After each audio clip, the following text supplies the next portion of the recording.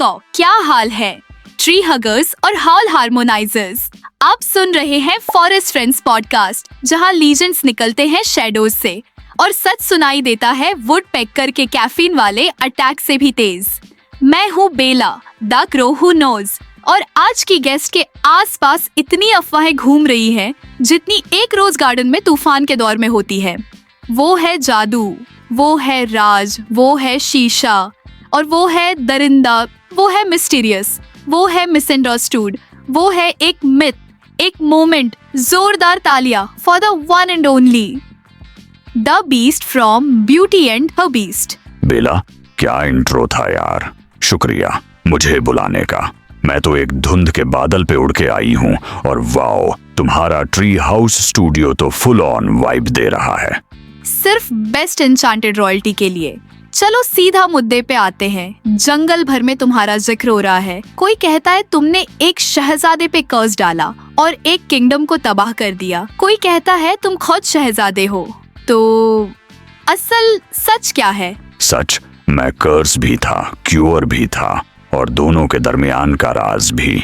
कभी किसी ने मेरे क्लॉज देखे और दिल भूल गया, तो मैं बन गया वो जो उन्हें डराता था, जब तक एक दिल वाले ने मेरे अंदर का हुस्न नहीं देखा। मैं शुरू से तुम्हें सब क्लियर करता हूँ बेला। देखो, सब कुछ ब्यूटी एंड द बीस्ट से शुरू नहीं हुआ था। इस कहानी की यादें उससे भी गहरी हैं, रोम के दूसरे शताब्दी तक जाती हैं। वहाँ एक और कहानी लिखी गई थी, क्यूपिड एंड साइक। एक ऐसी कहानी जहाँ रोमांस का मतलब सिर्फ मोहब्बत नहीं, राज और रूह का सफर भी था। साइकी, एक इंसानी लड़की, एक शहर से उठाई जाती है और उसे ले जाया जाता है एक शहर जैसा महल, खूबसूरत मगर खाली। वहां एक शौहर है, लेकिन न दिखने वाला। एक कंडीशन है, उसका चेहरा कभी मत देखना। क्या ये डर का टेस्ट था या ट्रस्ट का? मगर जैसे हर कहानी में होता है, क्यूरियोसिटी जीत गई। साइकी ने एक रात दिया जलाकर उसका चेहरा देखा, और जहां वो एक दरिंदा सोच रही थी, वहां निकला एक खुदा। फिर शुरू होती है असल कहानी, साइकी का सफर। वो अपना सब कुछ खो देती है, अपने सवाल, अपनी गलती की वजह से, और फिर वो तलाश शुरू होती है, खुद को समझने की, उसे दोबारा पाने की, और असली मोहब्बत तक वापस जाने की। ये कहानी बीस्ट को टेम करने की नहीं थी, ये थी अंदर के अंधेरों को समझने की। ये थी ट्रस्ट और स्ट्रेंथ की, और ये थी उस सवाल की, क्या तुम सच देखने की हिम्मत रखते हो, इवन अगर वो खूबसूरत हो? बस करो, ये तो पोएट्री और ट्रॉमा का कॉम्बो था, इसीलिए मुझे ये शो करना पसंद है। चलो पहला सेगमेंट शुरू करते हैं, जिसका नाम है फैक्ट्स एंड फिक्शन। मैं बोलूंगी एक रूमर, तुम बताओ कि वो सच है या सीधा स्टोरी बुक नॉनसेंस। तैयार? चलो कुछ बार्क ब्रेन्ड गॉसिप का पोस्टमार्टम करते हैं। तुमने एक मैजिक मिरर को सिर्फ चीख मार के तोड़ दिया। ट्रू, लेकिन ब्रेकअप के टाइम था और मिरर ने उस वक्त एटीट्यूड दिखाया था। सबसे पहले मैजिक मिरर के बारे में बताओ मेरे व्यूअर्स को। विलनर्व के वर्जन में मैजिक मिरर सिर्फ एक जादू का खिलौना नहीं था, वो एक मंजिल थी, एक ट्रैप भी। मिरर ब्यूटी को वो सब दिखाता जो उसका दिल चाहता था, परफेक्ट सीन्स, कंफर्टिंग इल्यूजन्स। लेकिन हर बार उस शीशे में झांकने के साथ वो अपने आसपास की हकीकत से एक कदम दूर हो जाती थी। वो न सिर्फ देख रही होती थी, वो कंट्रोल कर रही होती थी, और धीरे धीरे वो कंट्रोल ही उसका नशा बन गया।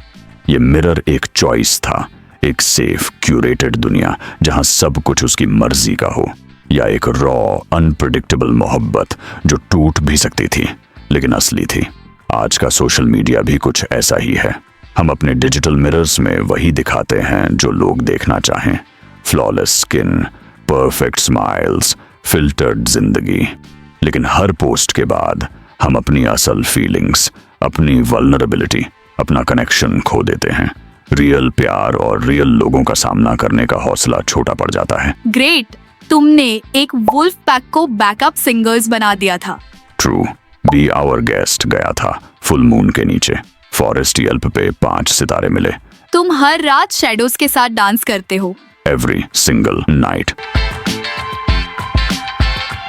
चलो अब बात करते हैं ऐसे ट्रेंड्स के बारे में कि कौन कौन से जंगल ट्रेंड्स ऐसे हैं जिनको खत्म हो जाना चाहिए या रहने दिया जाए। Forest fashion full on wild हो गई है। तुम डिसाइड करो, रहने दें या मिट्टी में दफन कर दें। Rose petal cloaks trend, romantic भी, बायोडिग्रेडेबल भी। Talking tea cups as life coaches and जजी होती हैं और चाय भी हमेशा ठंडी होती है। मिरर सेल्फीज इन एन्चांटेड ग्लास ट्रेंड, अगर कर्स्ड हो तो कम से कम सर्व फेस तो करो। यस, एन्चांटमेंट के साथ एक छोटी सी एग्जिस्टेंशियल क्राइसिस भी चाहिए होती है। अच्छा, फर्स्ट वर्जन तो बता दिया क्यूपिड एंड साइकी का। अब नेक्स्ट डिज्नी वर्जन बताओ, क्या सीन है। डिज्नी, वो तो ट्रेलर भी नहीं था। असली कहानी तो 1740 में मैडम गैब्रियल सुजैन द विलेन्यूव ने लिखी थी, और उसमें जो ब्यूटी थी वो सिर्फ खूबसूरत और काइंड नहीं, वो क्लेवर थी, एजुकेटेड थी, आजाद सोच वाली थी। वो बीस्ट से सिर्फ रोमांटिक डिनर नहीं करती थी, वो उससे सवाल करती थी, डील्स करती थी। वो एक प्रिजनर नहीं थी, अपने फैसलों की मालिक थी।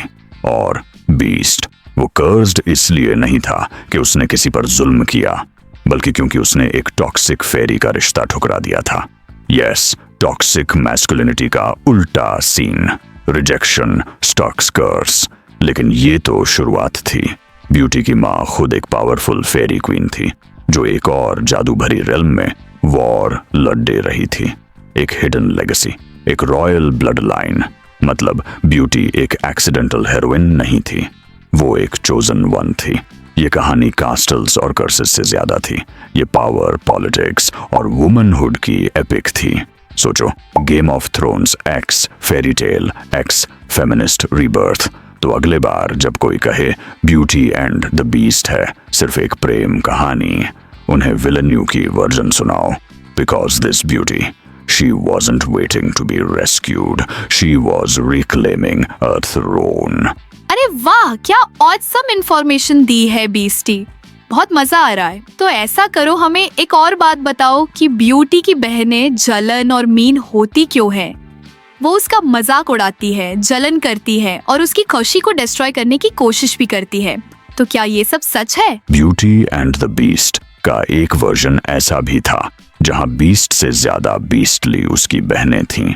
जीन मरी लेप्रांस de Beaumont के 57 वाले वर्जन में ब्यूटी कोई लोनली गर्ल नहीं थी, वो एक शाइनिंग स्टार थी एक टॉक्सिक फैमिली में। उसकी बहनें जेलस, पेटी, परफॉर्मर्स, सिंडरेला की स्टेप सिस्टर्स की याद आती है। तो सोचिए, उनमें थोड़ी और क्लेवरनेस और ज्यादा पॉइजन मिला दो, वो उसकी खुशी बर्दाश्त नहीं कर पाती थीं।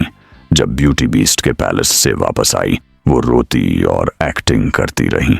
बहन, थोड़ा और रुक जा, हमें तेरी याद आएगी। लेकिन असल प्लान था उसे रोकना, बीस्ट को तोड़ना और उसके फेरी टेल को एक ट्रेजेडी बना देना।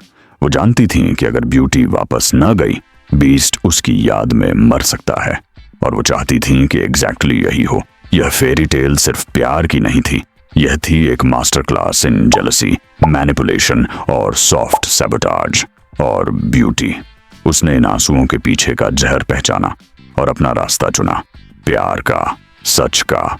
कहानी का मॉरल ये है, कभी कभी सबसे टॉक्सिक विलन्स वो होते हैं जो सबसे करीब होते हैं। अरे भाई, ये ब्यूटी एंड बीस्ट के कितने वर्जन हैं? दुनिया भर में यह कहानी अलग अलग रूप में मिलती है, हर जगह बीस्ट अलग होता है। इंडिया में कहानियां हैं जहां लड़की की शादी होती है एक नागा सांप राजकुमार से। नॉर्वे में इस कहानी का नाम है east of the sun and west of the moon, जहां बीस्ट होता है एक पोलर बियर। इंडोनेशिया में लड़की की शादी होती है एक फॉरेस्ट एलिफेंट स्पिरिट से। सब कहानियों का एक ही पॉइंट, सूरत पे मत जाओ, रूह देखो। और बस, आज का मैजिक फील्ड मिस्ट्री टूर यही खत्म होता है। बीस्ट, तुम रॉ, रोयल और रेडिएंट रहे हो। ब्यूटी ऑफ द बीस्ट, शुक्रिया जंगल को दिखाने के लिए कि तुम असल में कौन हो। कोई आखिरी स्पेल सुनाना चाहोगे हमारे लिसनर्स को? हाँ, डर मत करो उस चीज से जो समझ नहीं आती। कभी कभी मॉन्स्टर सिर्फ एक आईना होता है जो प्यार का इंतजार कर रहा होता है। फॉरेस्ट फ्रेंड्स, याद रखना, लेजेंड्स पैदा नहीं होते, वो बस मिसअंडरस्टूड होते हैं। जंगल की हर खबर पे भरोसा मत करो। कभी कभी बीस्ट ही ब्यूटी होती है और असली डेंजर होती है अनइन्फॉर्म्ड गॉसिप। स्मार्ट रहो, क्यूरियस रहो और हमेशा की तरह आसमान की देखभाल करो और अपनी इंस्टिंक्ट्स पे भरोसा रखो। मुझसे कमेंट सेक्शन में जरूर बताइएगा कि आप किस गेस्ट को मेरे अगले पॉडकास्ट एपिसोड में देखना चाहते हैं। फिर मिलते हैं दोस्तों किसी नेक्स्ट वीडियो में। और हाँ, चैनल को सब्सक्राइब, लाइक, शेयर जरूरी करो ताकि आप हमें अगले आने वाले गेस्ट से भी मिल सके। तब तक अपना बहुत ख्याल रखिएगा।